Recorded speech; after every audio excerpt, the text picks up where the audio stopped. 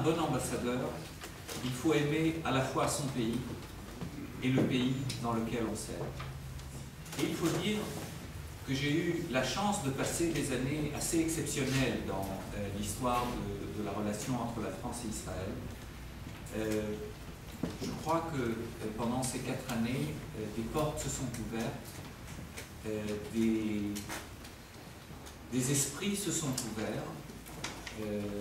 des cœurs se sont ouverts pour retrouver entre la France et Israël une certaine intimité que nous avions perdue pendant trop longtemps, pendant des décennies. Nous ne sommes pas d'accord sur tout, loin de là, croyez-moi. Et même si tout ne va pas bien, vous le savez comme moi, il y a quand même quelque chose de particulier qui s'est produit pendant ces dernières années, qui me laisse croire que entre ces deux pays, il y a une fondation suffisamment solide pour que nous puissions toujours dire que nous sommes des pays amis. Dans le métier d'ambassadeur d'Israël, il faut aussi s'attendre à des moments de combat. Et il faut les affronter avec conviction, avec créativité, avec confiance. Mais il ne faut pas, et c'est ce que je me suis toujours dit, il ne faut pas se laisser, il ne faut pas sombrer dans un schéma, dans un contexte de combat permanent. Il ne faut pas se retrancher sans arrêt dans une défensive. S'il y avait un sujet, j'allais dire presque une obsession, mais je n'irai pas si loin que ça, mais un projet qui me tenait vraiment à cœur quand je suis arrivé ici en septembre 2006, s'il y avait quelque chose que je voulais véritablement faire, c'est essayer d'ouvrir un petit peu l'horizon de la connaissance d'Israël par le public français, d'élargir un peu leur champ de vision sur Israël. Parce que pendant trop longtemps, le public et les élites et les faiseurs d'opinion français s'obstinaient à voir Israël uniquement à travers le prisme du conflit israélo-arabe. Et moi je me disais que même si certainement ce conflit et la recherche de sa résolution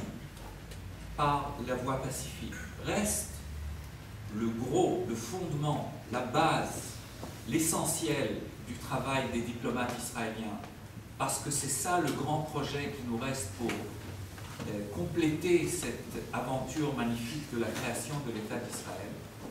comprendre à nos amis français qu'il y a derrière ce conflit un peuple, une société, une culture, un pays, une industrie, une science,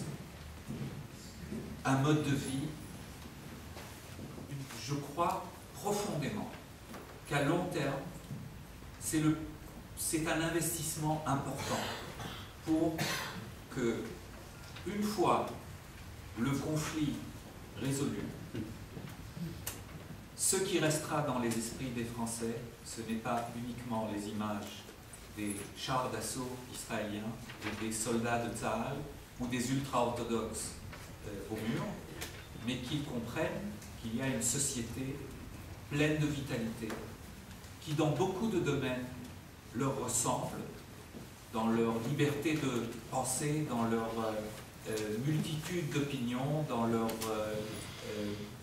liberté d'expression. Il y a des institutions en Israël qui portent justement ce message différent sur l'image d'Israël, c'est bien Hadassah. Et par votre soutien à Hadassah, qui incarne l'excellence scientifique, largesse de cœur, la volonté d'aider, l'humanité, l'ouverture d'esprit,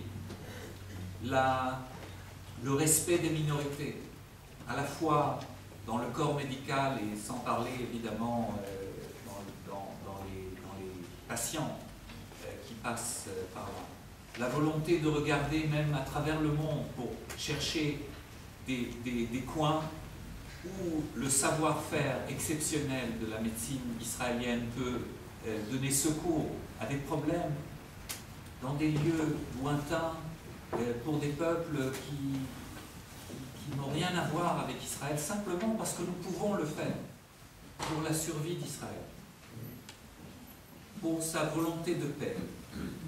et pour l'essor de sa société tellement unie. Nous aurons toujours des amis et toujours des partenaires, y compris en France. Israël, c'est une société non seulement de talent, mais aussi de courage, d'autocritique, de liberté de parole, de liberté de création, et qui sévit dans des conditions très difficiles, dans une région où toutes ces qualités sont